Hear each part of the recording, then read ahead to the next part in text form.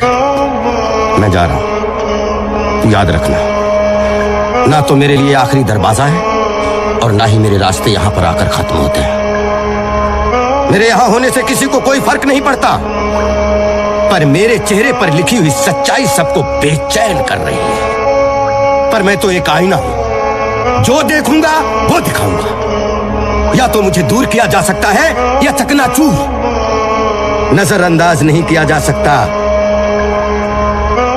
इस महामारी में कई लोगों ने अपनी जानें गंवाई हैं। मैं अगर जिंदा हूं तो मुझे जिंदा रखा गया है अपने सपनों को पूरा करने के लिए, पहचान बनाने का जुनून, आगे बढ़ने का हौसला और दुनिया का सामना करने की ताकत, ये मेरे वजूद का हिस्सा है। और जब तक ये हौसला कायम है